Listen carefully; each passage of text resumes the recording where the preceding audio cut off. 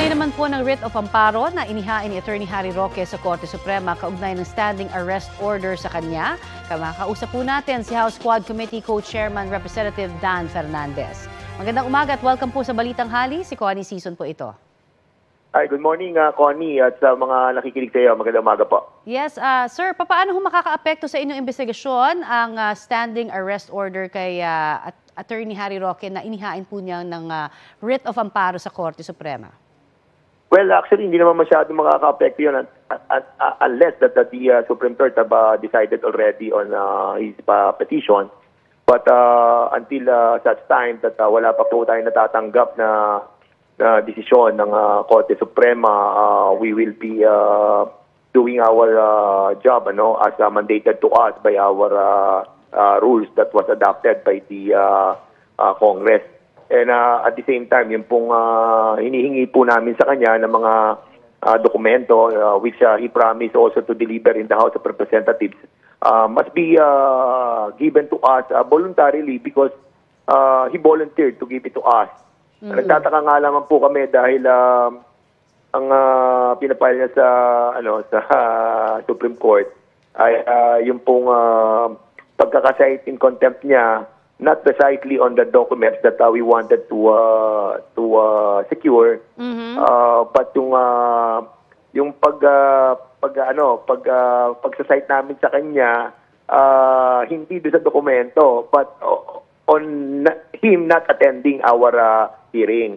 Actually, Connie, kami ang mas importante sa amin sa ngayon, personally ako, kung tatanungin mo ko, yung SALN saka ITR. Yes. Na hinihingi namin sa kanya. But yun na nga, tinaas nga ito sa Korte Suprema, still meron siyang responsibility sa Congress to submit it to us.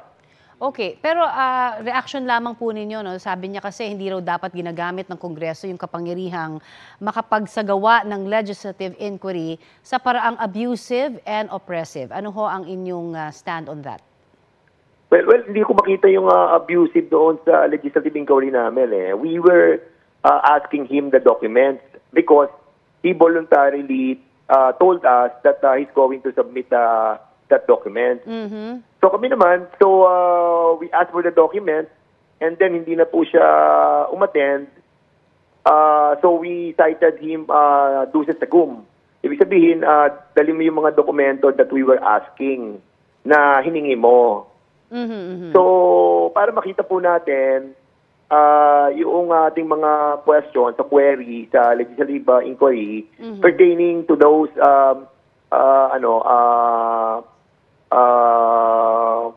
rights in his income that will be reflected doon sa kanyang SALN at ITR. Opo. So ngayon, kung ito ay tumaas because of that purchase of property that he was manifesting in Congress, then okay, di ba?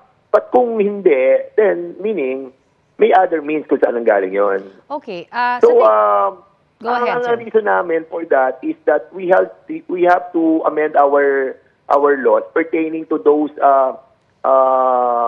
public official who are in service to be responsible enough in this kind of yung pagkita ng pera. Sapagkat kung hindi mo ilalagay sa yung SALN saka sa ITR, medyo meron kang responsibilidad sa ating gobyerno na tinatakasan mo. Okay. And we should increase the penalty kung sakasakali, no, na di po nakikita natin na ito ay napapagtaguan ng ating mga public official. All right. Pero sa tingin niyo ho ba kaya, according probably to your information, naririto pa ho ba sa Pilipinas si Attorney Harry Roque? Well, I believe so na nandito pa siya. Iniwala tayo that he's still around at yung kanyang asawa, si Myla, I think she already left nung September 5 pa. I see. Pero kayo ho ba may balak na magkaroon po ng humiling ho ng sa DOJ ng whole departure order? I think there was a motion to asking the Bureau of Immigration to notify the Congress kung merong lalabas in the person of Mr. Harry Roque. Alright, marami pong salamat sa inyong binigay sa aming oras, sir. Thank you. Thank you, Connie, at mabuhay ka. Kayo rin po. Yan po naman si House Quad Committee Co-Chairman Representative Dan Fernandez.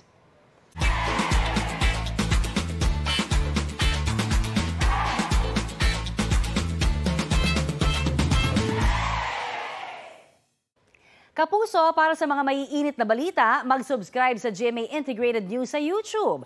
Sa mga kapuso naman abroad, subaybayan nyo kami sa GMA Pinoy TV at sa www.gmanews.tv.